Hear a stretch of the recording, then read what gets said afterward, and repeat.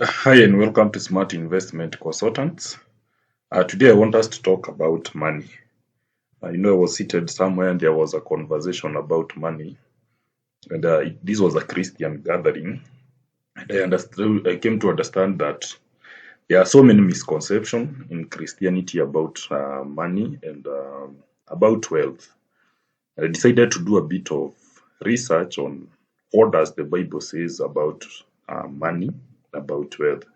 And I came to realize the Bible has a very rich conversation or very rich lessons about money and wealth, and especially when you read the book of Proverbs. It's good because I believe we are in this world, even as we seek the kingdom, to just learn how do we live or survive on this earth, and to teach even Christians about money and even what the Bible says about money. So I gathered about 5 lessons from the Bible that talks about wealth and money. And I think it's good conversation that the Bible is not quiet about it. So in lesson number 1, the Bible encourages you to plan and budget for your money.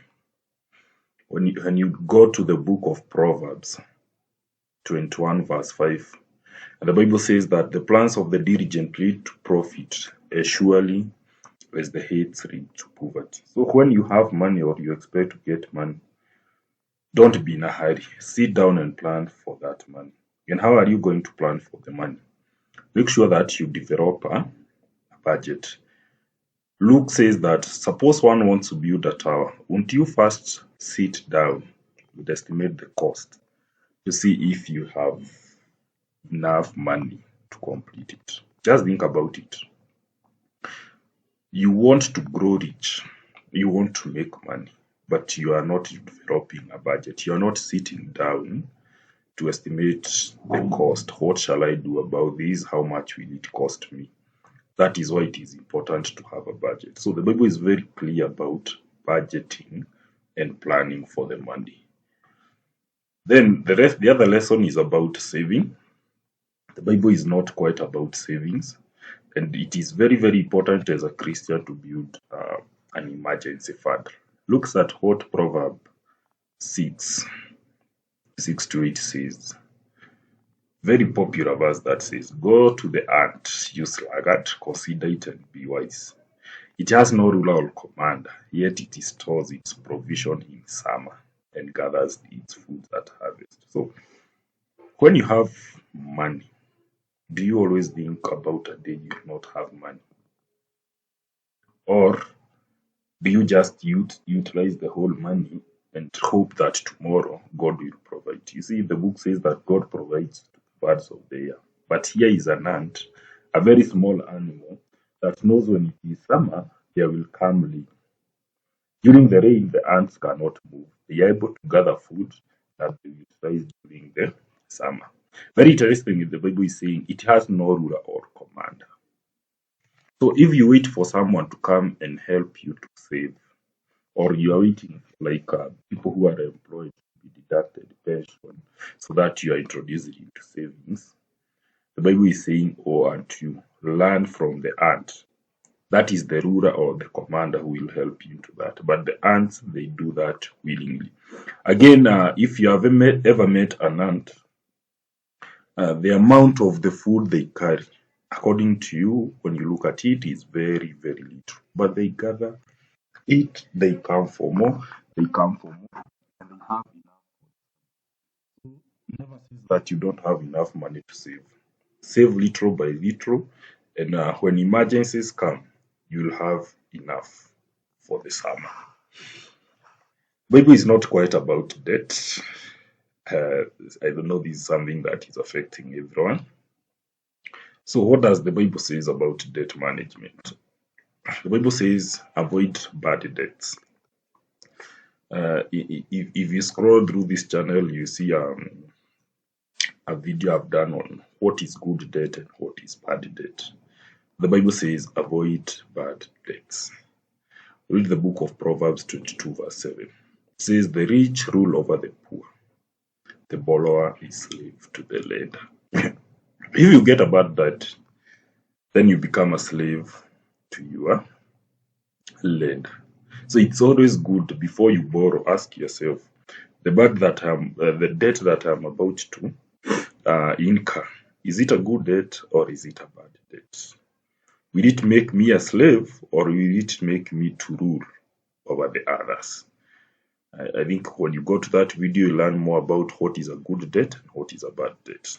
If you are just taking a debt that you have not planned for, if you don't sit down and calculate the budget, if you don't sit down and look what is the interest of that debt, whether there are hidden fees, is the interest reducing or is it flat? How are your repayment options? If you are not putting into plan all that, the Bible says that you'll be slave to your lender before you borrow. Do you want to be a slave to your lender? Then the Bible does not stop at that. You can borrow a good loan. It's the Bible does not condemn about borrowing, but what does it require you to do? Then in Romans 13 verse 8 it says, "Let no debt remain outstanding, except the continuing debt of loving one another." It means that once you borrow, repay your debt diligently, so that the same way you repay your debt diligently, number one, you remain in good books, you are not put into CRB, so that tomorrow you can have somewhere to still borrow. And then number two, it also increases your limit. You are able to borrow more and more.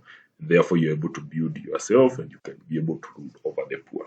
That's the Bible, not me. The Bible again talks about faith and stewardship. It's all about are you a person who can be trusted? How do you make your wealth? The Bible says avoid shortcuts. Very interesting. Avoid shortcuts in creation of wealth. You might see people who have already succeeded through shortcuts. You might admire those shortcuts, but this is what the Bible says in Proverbs 13 verse 11, that dishonest money dwindles away, but whoever gathers money little by little makes it grow.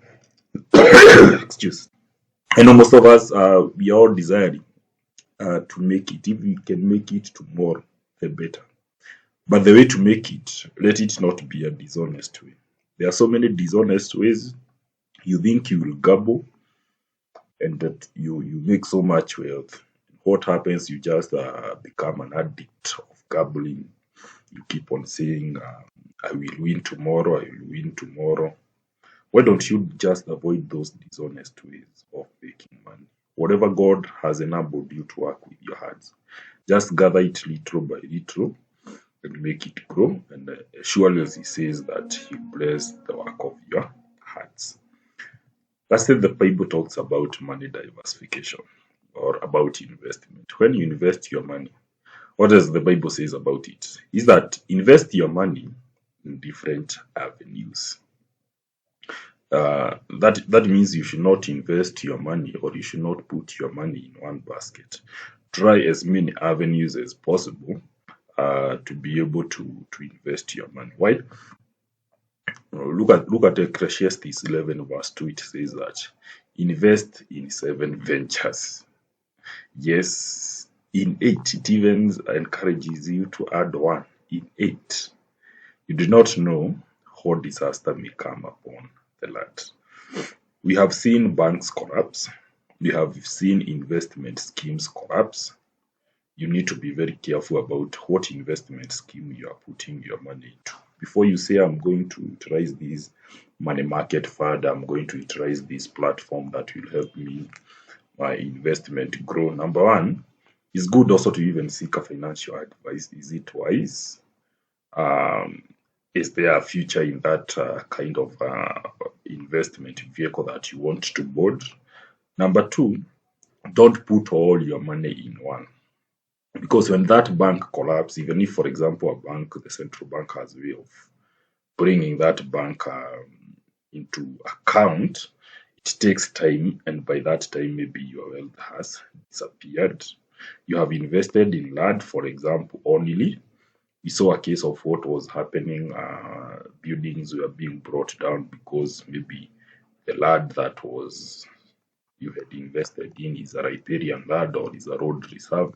So don't just invest in one place. Try a multiple of ventures. Let some of your money be in stock, the other one be maybe in property, that is assets in terms of lands. Zingine, just put it, for example, there are the money market funds that can give you good returns. And the sure thing, like the Bible says, is that they cannot fail, all of them. So when one disaster come upon one land, you can be able to earn from there. So those are just some of the few lessons I gathered, and I knew the Bible is not quiet about money. Well, the Bible is not telling Christians that they should not invest in this world because we are going to heaven. The Bible is very clear. We are living in the world, and before we go to heaven, we need money. We need to save. We need to invest. We need to plan for our money. We need to obtain money through diligent means, and we need to invest in various ways. So this slide is yours as you follow along. Maybe there is one more thing you have learned from the Bible about money. Put it in the comment section. We'll be able to put it in this slide. Any misconception also you have heard about money and Christianity, it's good we be able to educate one another so that we can live well as Christians. We are smart investment consultants. Should you maybe have a seminar and you want your people to learn more about money, our number is here. You can WhatsApp us.